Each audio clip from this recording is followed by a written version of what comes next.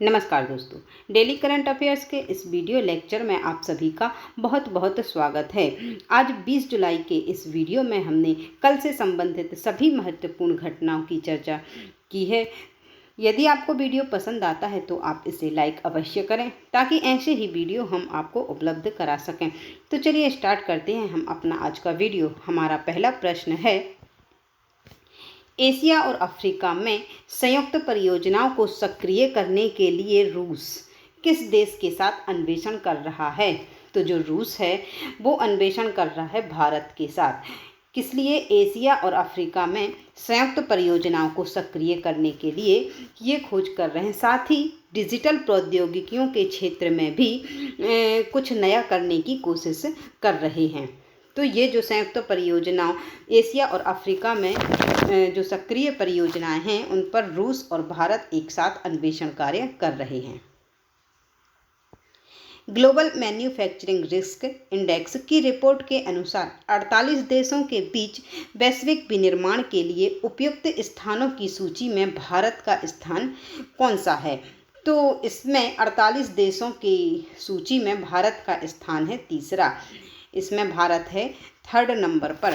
संपत्ति सलाहकार Cushman and Wakefield के अनुसार 48 देशों के बीच वैश्विक विनिर्माण के लिए सबसे उपयुक्त स्थानों की सूची में भारत तीसरे स्थान पर रहा।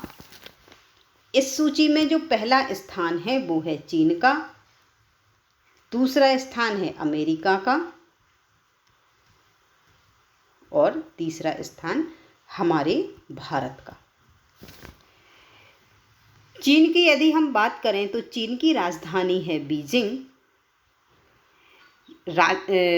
यहाँ की मुद्रा है युआन। चीन की जो मुद्रा है वो है युआन और यहाँ के राष्ट्रपति सभी लोग जानते हैं शी जिनपिंग। राष्ट्रपति कौन है चीन के? Xi Jinping. और राष्ट्रीय खेल है टेबल टेनिस। चीन का राष्ट्रीय खेल क्या है? Table tennis.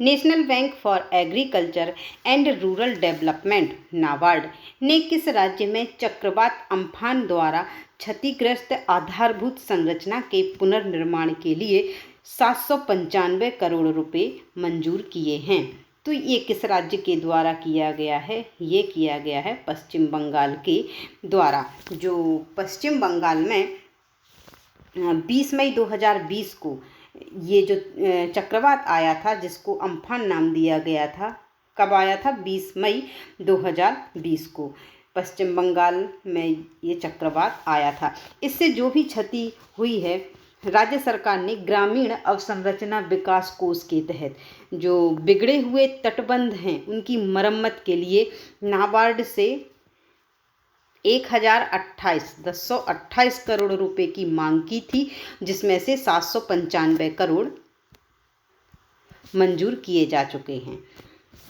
अब यदि हम बात करें पश्चिम बंगाल की, तो पश्चिम बंगाल की राजधानी है कोलकाता।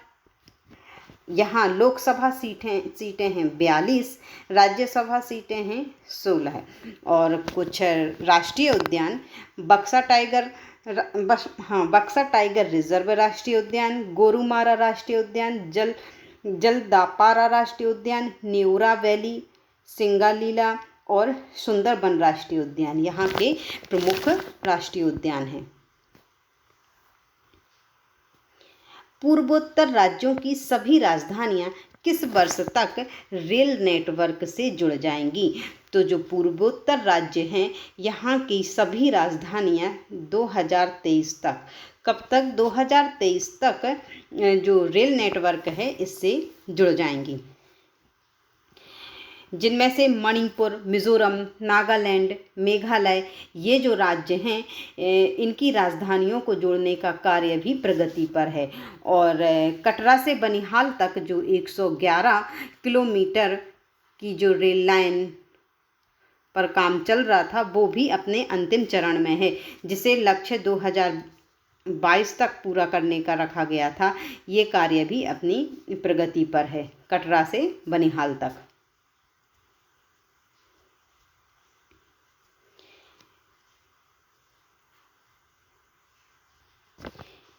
जुलाई 2020 में रमेश टीकाराम की कोविड-19 से मृत्यु हो गई है। इनका संबंध था, जो रमेश टीकाराम हैं, इनका संबंध है पैरालंपिक से। जो भारत में पैरा बैडमिंटन को लोकप्रिय बनाने में और अंतर्राष्ट्रीय पैरा एथलीट रमेश टीकाराम का जुलाई 2020 में क्या हो गया है, निधन हो गया है। और ये जो रमेश टीकाराम हैं, ये अर्जुन पुरस्कार जीतने वाले पहले पैरा बैडमिंटन खिलाड़ी थे। इन्होंने जो पैरालंपिक बैडमिंटन खिलाड़ी हैं, ये पहले अर्जुन पुरस्कार जीतने वाले पैरा बैडमिंटन खिलाड़ी थे और एक राष्ट्रीय कोच और खेल प्रशासक भी ये रहे हैं। और 2002 में टीकाराम ने बेल्जियम पैरालंपिक चैंपियनशिप में शॉट पुट, डिस्कन और जेवलिन में स्वर्ण पदक भी जीता। किस राज्य ने कोविड-19 ड्यूटी के दौरान मरने वाली आशा और आंगनबाड़ी कार्यकर्ताओं के परिजनों के लिए मासिक पेंशन की घोषणा की है? तो ये कार्य किया है ओडिशा राज्य के द्वारा, ये कार्य किया गया है। आशा और आंगनबाड़ी कार्यकर्ताओं के परिवार के सदस्यों को जिनकी मृत्यु कोविड-19 के चलते यदि इन कार्यकर्ताओं की यदि मृत्यु हुई है, तो इनके लिए इनकी सेवानिवृत्ति की आयु तक मासिक पेंशन की योजना बनाई है। इन्हें सेवानिवृत्ति की आयु तक इनके परिवार वालों को पेंशन मिलेगी, जिनमें से आंगनबाड़ी कार्यकर्ताओं के परिवार के सदस्यों को दिए जाएंगे 7,500 रुपये और आशा कार्यकर्ताओं के परिवार के सदस्यों को दिए जाएंगे 5,000 रुपये, यदि ये कोविड-19 ड्यूटी के दौरान इन कार्यकर्ताओं की मृत्यु होती है। तो अब यदि हम ओडिशा की बात करें, तो ओडिशा की राजधानी है भुवनेश्वर। यहाँ पर ज़िले हैं 30, लोकसभा सीटें हैं 21 और राज्यसभा सीटें हैं यहाँ पर 10 ओडिशा में। और भीतरकनिका तथा सिमलीपाल यहाँ के प्रमुख राष्ट्रीय उद्यान हैं। किस राज्य ने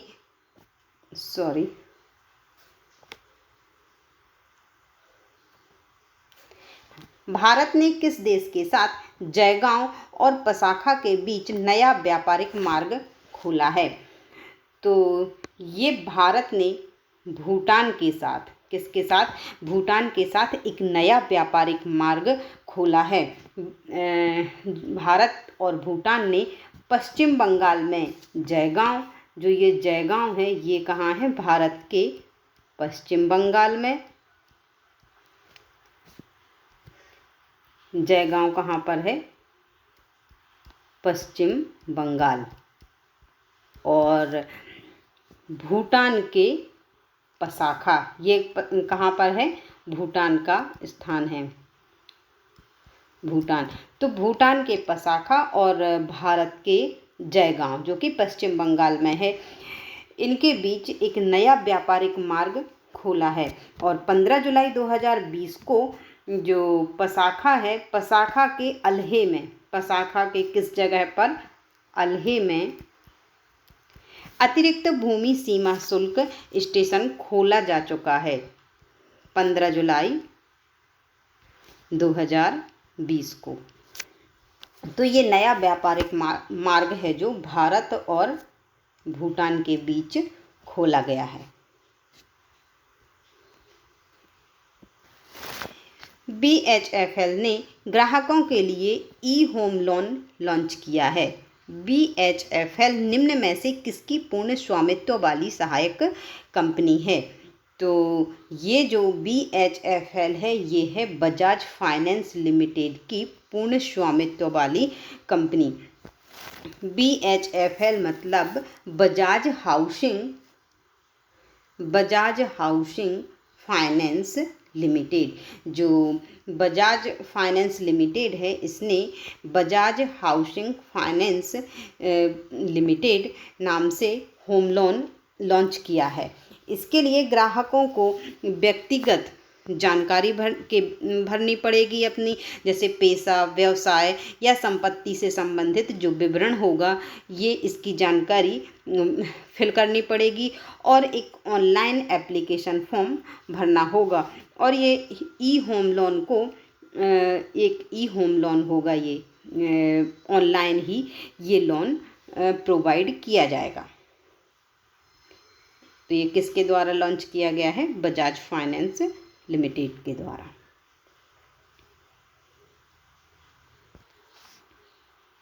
किस राज्य ने हल्दी अनुसंधान संस्थान स्थापित करने का प्रस्ताव दिया है?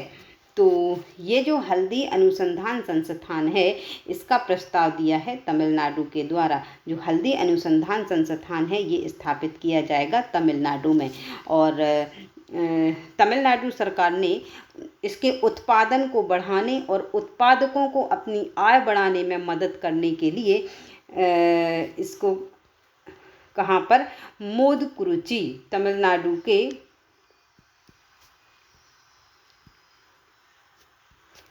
मोदकुरुचि में हल्दी अनुसंधान संस्थान स्थापित करने का प्रस्ताव दिया है। और इसकी जो स्थापना है 30 करोड़ रुपए की लागत से की जाएगी। कितनी? 30 करोड़ रुपए की लागत से इस हल्दी अनुसंधान संस्थान की स्थापना की जाएगी। और यदि अब हम तमिलनाडु की बात करें तो तमिलनाडु में लोकसभा सीटें हैं 39 और यहाँ की राज्यसभा सीटें हैं 18 और राजकीय पशु है नीलगिरी तहर। तमिलनाडु का राजकीय पशु क्या है? नीलगिरी तहर। और यहाँ का राजकीय पक्षी है वो है आम पन्ना कबूतर। क्या है? आम पन्ना कबूतर। तो हल्दी अनुसंधान संस्थान कहाँ पर?